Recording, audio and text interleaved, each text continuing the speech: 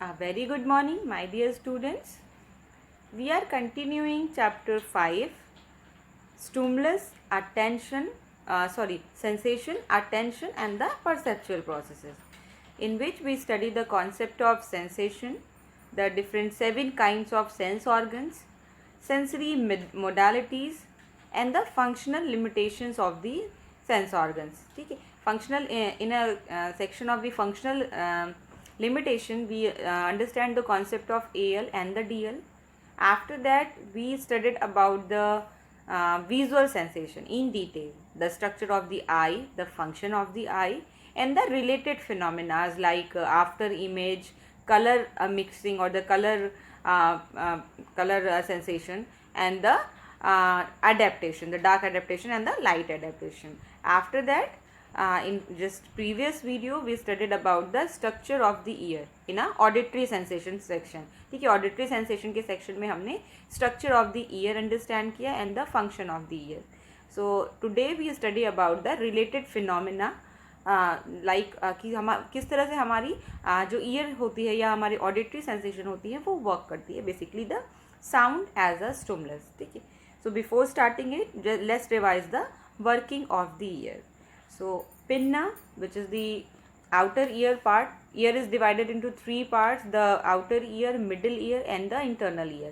ठीक है, so external ear हमारा जो है वहाँ पे पिन्ना है और हमारा क्या है, auditory meatus है.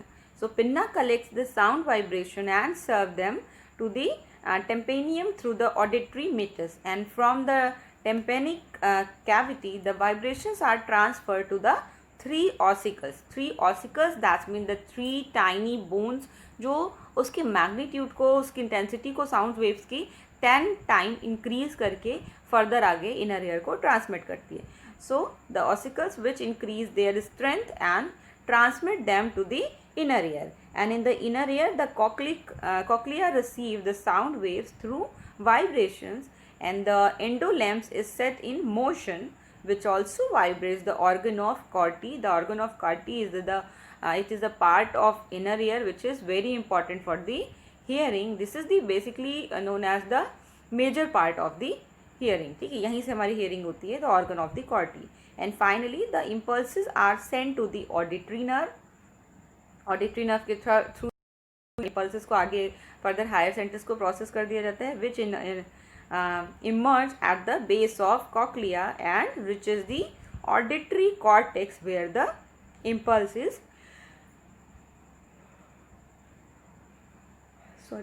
interpreted. ठीक है, so ऑडिटरी नर्व इसे रिसीव करती है, जो कि कॉक्लिया के जस्ट ऊपर के साइड में होती है, और ये इसे रिसीव करके इस इंफॉर्मेशन को फर्दर प्रोसेस करती है टू द ऑडिटरी कॉर्टेक्स. ठीक है, so this is the working of the ear. Move on the next topic which is the sound as a stimulus.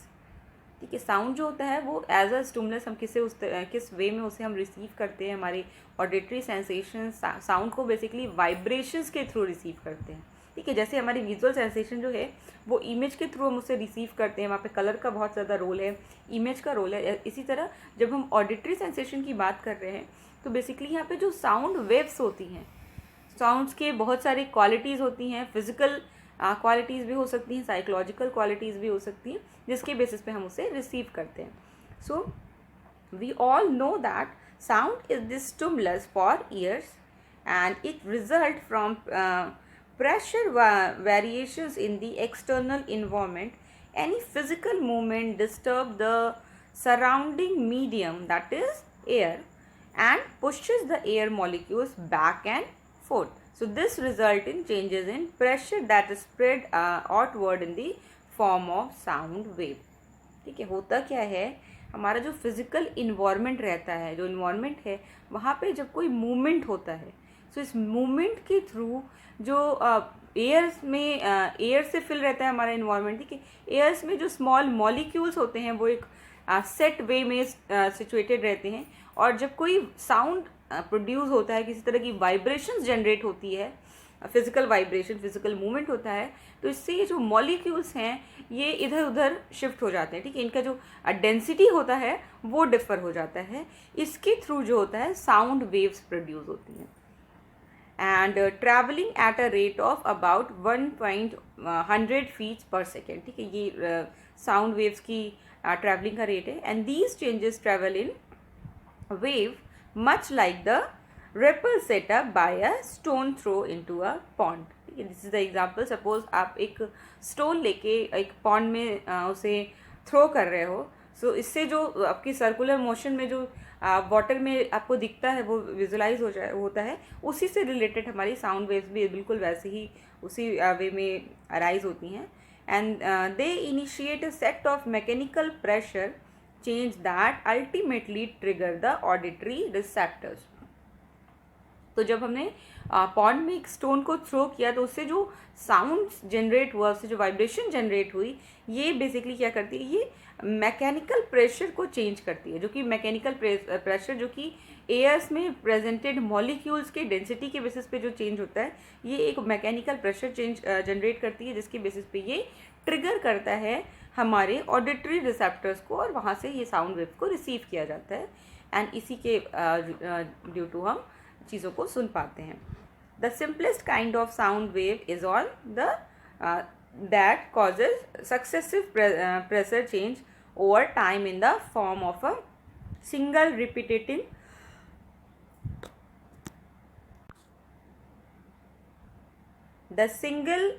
simplest kind of sound wave is one that cause successive pressure change over time in the form of a single repeating since was जो कि आपकी एक figure show किया है आपके text book में, उसमें दिया हुआ है. So sound waves vary in amplitude as well as in wavelength. ठीक है, amplitude that mean the intensity, you can say intensity, और यू कैन से द जो उसका घनत्व होता है उसके बेसिस पे हम कह सकते हैं. सो ये हमारी एम्पलीट्यूड होता है. And the wavelength that's mean the difference between the one point two another point. ठीक है, इसके बीच का जो डिस्टेंस होता है, this is the wavelength. So amplitude is a general major of stimulus magnitude. ठीक है, स्टिमुलस की जो मैग्नीट्यूड होता है, this is denote by the amplitude, and it is the amount of change in pressure, that is the extent of displacement of the molecules from the position of rest. क्या होता है यहाँ पे, ये जो मैग्नीट्यूड है, it is the amount of change. ये उस अमाउंट ऑफ चेंज को बताता है जिसके थ्रू जो प्रेशर जनरेट हो रहा है वो जो मॉलिक्यूल्स है उनके डिस्प्लेसमेंट के लिए रोल प्ले कर रहा है, तब तक जबकि वो एक रेस्ट की पोजिशन में ना आ जाए. So this is known as amplitude. And amplitude of sound wave is represented as the distance of the crest or through from its mean positions. So wavelength, now what is the next is wavelength. Wavelength is the distance between the two crests, and sound wave are basically from formed due to alternate compression and decompression. ठीक है, sound wave जो होती है वो compression and decompression. Compression that's mean the higher point, then the decompression, इस way में show होती है. See the figure. सो यहाँ पे जो दो पॉइंट्स दिख रहे हैं, first starting point, then the जहाँ पे वो लाइन टच कर रहा है, this is known as wavelength. ठीक है, यहाँ से लेके यहाँ तक का जो टाइम है, ये जो आपकी सिंगल लाइन से शो रहा है, this is the wavelength. And the total circle, this is known as amplitude. Now another term is frequency, जिसके बारे में आगे पढ़ते हैं. ठीक है, so a complete change in pressure from compression to refraction and again to compression makes a cycle of the wave. This is the cycle. ठीक है, compression, then the refraction, then compression, then refraction. ठीक है, इसके through जो एक circle बन रहा है, एक साइकिल बन रहा है, this is the sound wave. And sound waves are describe in terms of their frequency also. Frequency, that's mean which is measured in terms of cycles per second. ठीक है, कितने cycles per second बन रहे हैं, this is the frequency, and its units is called hertz. ठीक है, hertz जिसे h z से कैपिटल h और स्मॉल z से डिनोट किया जाता है. so this is the unit of measurement of frequency. and human beings में basically 20 hertz to 20,000 हर्ट्ज तक की जो वेवलेंथ होती है, जो फ्रीक्वेंसी होती है, उसके लिए हम सुटेबल होते हैं और वो उतनी चीज़ों को हम रिसीव कर पाते हैं. So frequency and wavelength have an inverse relationship. Frequency और वेवलेंथ में जो रिलेशनशिप होता है ये इन्वर्टेड होता है. when the wavelength increase the frequency decrease, and when the wavelength decrease the frequency increase. and amplitude and the frequency both are physical dimensions. ठीक है, अभी तक हमने जिन तीन चीज़ों की बात की, the amplitude, frequency and the wavelength, these are the physical characteristic or you can say the physical dimensions of the sound wave. ठीक है, now move on to the psychological property, the psychological characteristic. So here is also the three important thing, the loudness, pitch and the timbre. See the slide.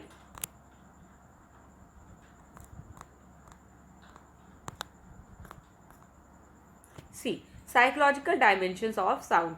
So these are the loudness, pitch and timbre. अब loudness क्या है? Determined by amplitude and measure in decibel. ये determined होती है हमारे amplitude से, जिसे हम कह रहे हैं density, and the ये किससे measure होती है? Decimal में measure होती है. So loudness of the sound is determined by its amplitude, and sound waves with large amplitude are perceived as loud, and those with small amplitude are perceived as soft. And loudness is measured in decimal. Next is pitch. So pitch refers to highness or lowness of a sound. The 7 notes used in Indian classical music represent a gradual increase in their pitch. Frequency determines the pitch of a sound wave. The highest the frequency, the highest will be the pitch. And the range of hearing is generally 20 Hz to 20,000 Hz. ठीक है, ये range होती है हमारी frequency की normally in human beings. So basically loudness को कौन determine करता है? एम्पलीट्यूड. जबकि पिच को कौन करता है? फ्रीक्वेंसी. ठीक है, दैट्स वाई हम लाउडनेस को डेसिमल में मेज़र करते हैं, जबकि पिच को हम हर्ट्स में मेज़र करते हैं, which is the you can say the unit of the frequency. So pitch that's mean वो लो, जो साउंड का लोनेस और हाईनेस है, दिस इज द पिच. ठीक है, इसे हर्ट्स में हम मेज़र करते हैं. Now the timber. टिम्बर क्या है? This is the nature and quality of sound. ठीक है, जो डिफ्रेंशिएशन हमें दिखता है, डिफरेंसेस दिखते हैं, वो हमें टिम्बर की वजह से ही दिखते हैं.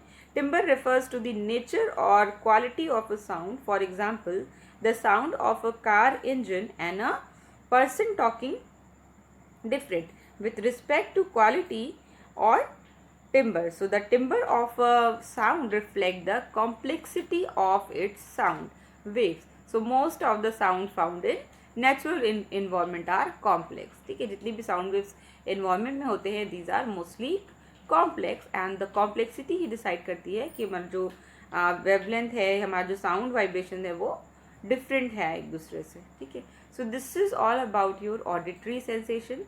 We almost finished the visual sensation and the auditory sensation and the related phenomena of the auditory sensation. We complete the sensory part. ठीक है, the chapter name is sensory, attentional and the perceptual processes. So now we understand the sensation process. Now move on to the attentional process. ये chapter 3 parts में divided है. हमने first part complete कर दिया, the sensation part. ठीक है, जहाँ पे हमने 7 type of sense organs को study किया. Then the sensation होता क्या है, इसका concept understand किया.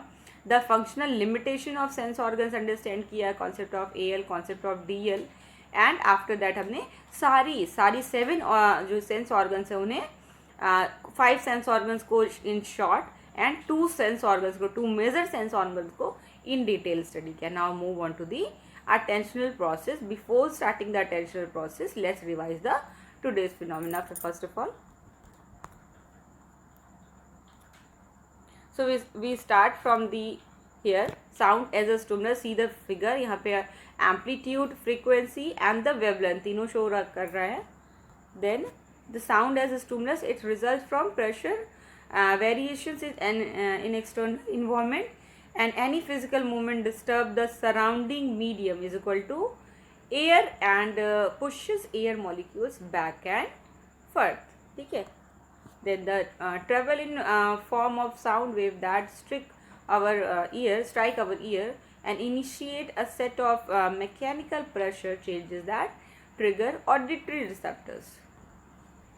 Amplitude, that means measure of stimulus magnitude, extent of displacement of molecules from position of rest.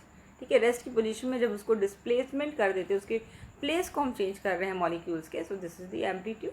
And distance of crest और थ्रू फ्रॉम मीन पोजीशन. ठीक है, डिस्टेंस जो क्रेस्ट का है उससे जो मीन पोजीशन पे आ रहा है, this is the amplitude. And wavelength, that's mean distance between two crest, two half circles जो है जिसे हम क्रेस्ट कह रहे हैं, इसके बीच का जो डिस्टेंस है, this is the wavelength.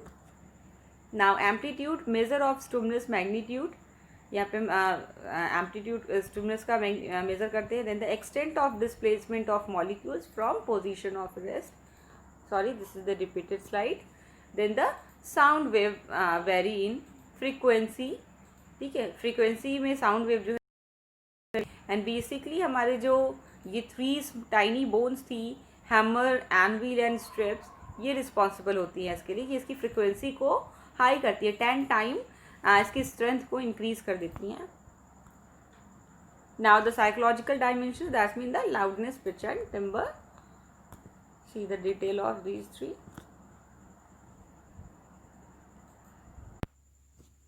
So in this section, in attention, we studied about the selective attention, sustained attention, divided attention, span of attention, and lastly the attentional deficit hyperactivity disorder. ठीक है, so there are so many concepts related to the attention, but before it we have to understand the concept of attention. What is attention? So in the previous section we have discussed some sensory modalities that help us in collecting information from the external world and also from our internal system. A large number of stimuli impinge upon our sense organs simultaneously, but we do not notice all of them at the same time. Only a selected few of them are noticed. For example, when you enter your classroom, you encounter several things in it, such as doors, walls, windows, painting on walls, tables, chairs, students, school bags, water bottle, and so on. But you selectively focus only on one or two of them at one time. So the process through which certain stimuli are selected from a group of other is generally refers to as attention. So this is the definition.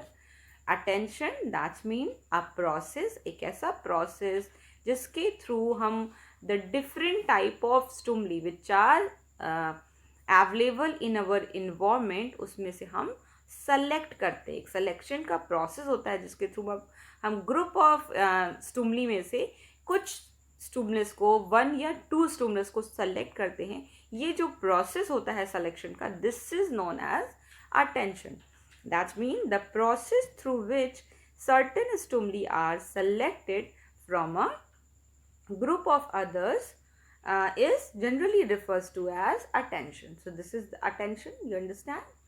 Now on this point it may be noted that besides selection, attention also refers to several other properties like alertness, concentration and such. ठीक है, no doubt हम selection ज़रूर होता है attention के process में, but attention is more than selection. There are some other phenomena are also related to the attention like alertness, awakeness जिसे हम कह सकते हैं, या concentration and search.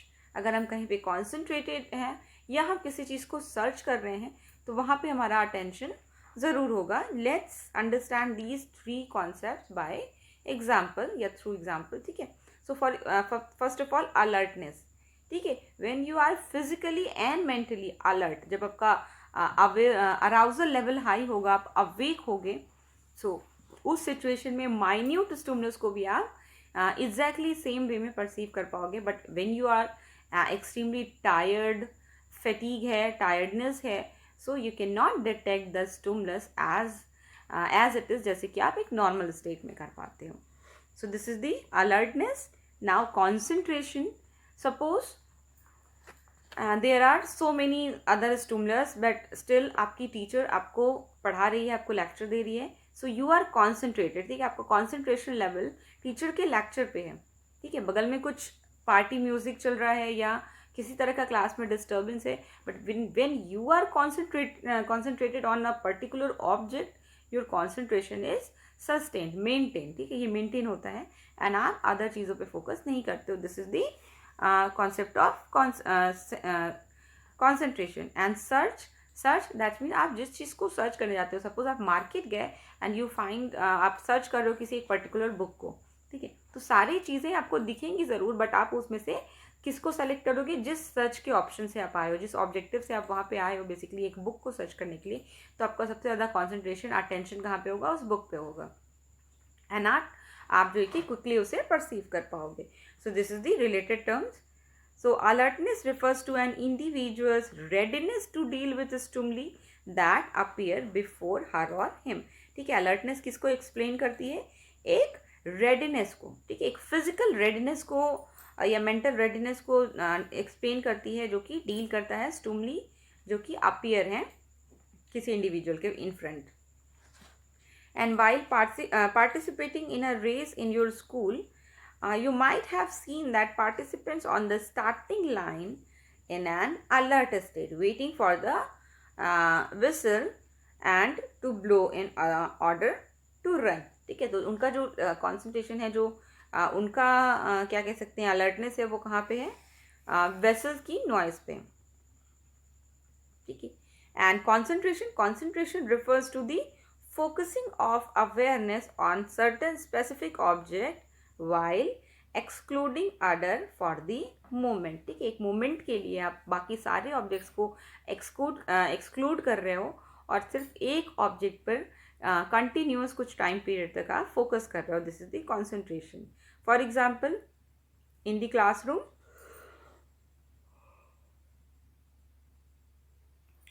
in the classroom, a student concentrated on the teacher's lecture and ignore all sorts of noises coming from different concern of the school. So in search and observe, look for some specific absent of objects among a set of objects. For example, when you go to fetch your younger sister and brother from the school, you just look for them among innumerable boys and girls. So all these activities required some kind of effort on the part of people. So alert attention in this sense refers to effort allocated. ठीक है, जहाँ पे हम बात कर रहे हैं search की, यहाँ पे हमारा effort add on हो रहा है. That's mean एक ऐसा effort allocate हो रहा है जिसके थ्रू हम किसी ग्रुप ऑफ स्टिमुली में से किसी एक स्टिमुलस को फाइंड आउट कर पा रहे हैं. फॉर एग्जांपल, जब हम अपने लिटिल ब्रदर या सिस्टर के लिए आपको ढूंढने उसके स्कूल जाते हैं किसी काम से, तो वहाँ पे हमें इतने सारे स्टूडेंट्स में से भी हम फाइंड आउट कर पाते हैं अपने ब्रदर या सिस्टर को. Now attention has a focus as well as a fringe when the field of awareness is centred on a particular object और event. It is called focus और the focal point of attention. ठीक है, attention क्या करता है? ये focus होता है किसी फ्रिंज पे. ठीक है, attention has focus as well as a fringe when the field of awareness is centered on a particular object or event. It is called focus or the focal point of attention. On the contrary, when the objects or events are away from the center of awareness and one is only vaguely aware of them, so they are said to be at the fringe of attention. ठीक है, इसे हम fringe of attention कहते हैं. Now attention has been classified in a number of ways. A process-oriented view divided it into two types. ठीक है, namely selective attention and sustained attention. There are two type of attention. अगर हम types की बात करें, so there are two type of attentions. See, so definition of attention हो गई. Now the properties क्या क्या है? Selectiveness, alertness and concentration and search. These are the basically characteristic of the attention, ठीक है। हम अटेंशन की डेफिनेशन के बेसिस पे उससे रिलेटेड कुछ टर्म्स को फाइंड आउट करते हैं जो कि उसकी डेफिनेशन में होना बहुत इंपॉर्टेंट है। तो ये कैरेक्टरिस्टिक कह सकते हो आप, प्रॉपर्टीज़ कह सकते हो। सो सिलेक्शन अटेंशन में सबसे पहले क्या होता है, हम सेलेक्ट करते हैं ग्रुप ऑफ स्टिमुलस में से किसी एक स्टिमुलस को। Alertness that mean mental and physically awake होना, ठीक है। देन द कॉन्सेंट्रेशन, कॉन्सेंट्रेशन मतलब एक ऑब्जेक्ट पे कुछ टाइम पीरियड तक कॉन्सेंट्रेशन मतलब रिपीटेड अटेंशन बनाए रखना। Now the search that mean एक एफर्ट बेस्ड प्रोसेस जिसके थ्रू हम ग्रुप ऑफ स्टिमुलस में से किसी एक स्टिमुलस को सर्च करते हैं और उसके थ्रू उस पर वर्क होता है, ठीक है। So this is the related phenomena.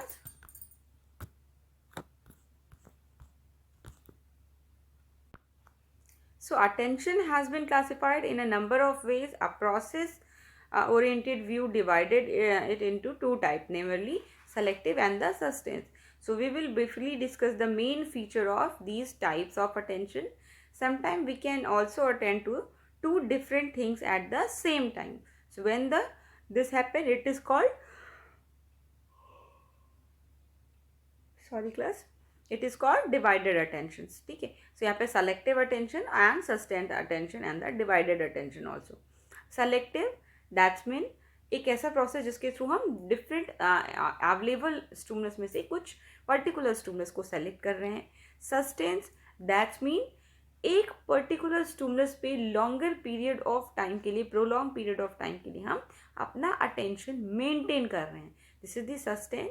Now the divided attention at the single time, ठीक है, एक पर्टिकुलर टाइम पीरियड पे हम मोर देन वन स्टिमुलस पे जब हम अटेंशन पे कर पा रहे हैं, सो this is the divided attention, ठीक है। जहाँ पे हमारा बहुत सारे फिनोमिना उससे रिलेटेड होंगे, जैसे कि शिफ्ट होता रहता है, वो फ्लक्चुएशन होता है, उसमें हमारा जो ज़्यादा हो सकता है कि फॉर एग्जांपल हमने दो स्टिमुलस को लिया, सेलेक्ट किया, जिसके थ्रू हम हमारा डिवाइडेड अटेंशन का फिनोमिना हम स्टडी कर रहे हैं।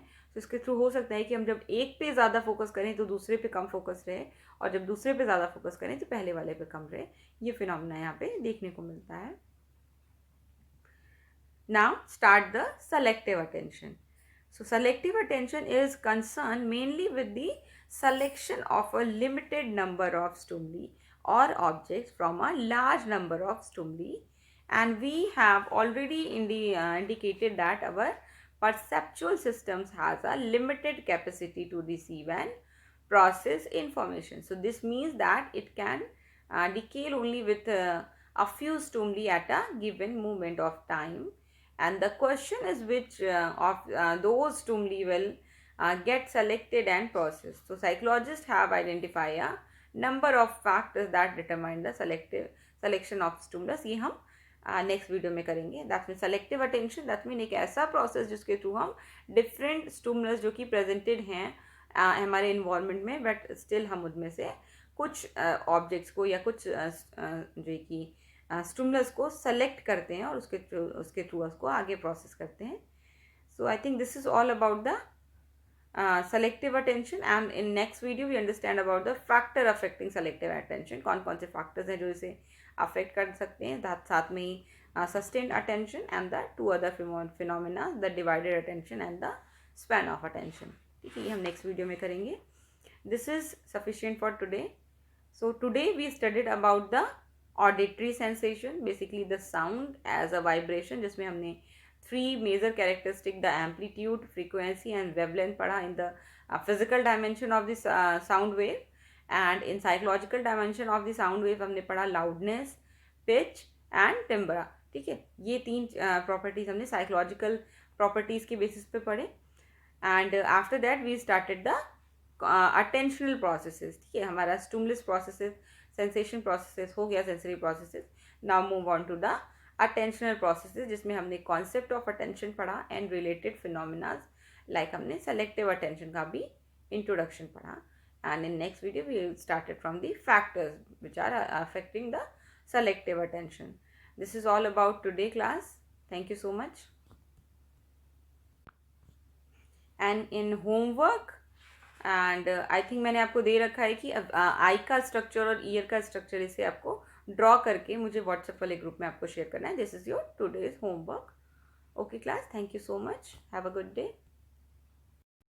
So students, आपको अपने होमवर्क में structure of I with labelling mention करना है and structure of year also with labelling, ठीक है। आप एक कलरफुल अच्छी सी ड्राइंग बनाना है जिसे आपको होमवर्क में शो करना है। And class, let's summarize today's videos. So in first section we understand the auditory sensation, the function of ear, ठीक है, किस तरह से ईयर फंक्शन करता है। Then the physical and the psychological dimensions. In physical dimension we understand the amplitude, frequency and wavelength, ठीक है।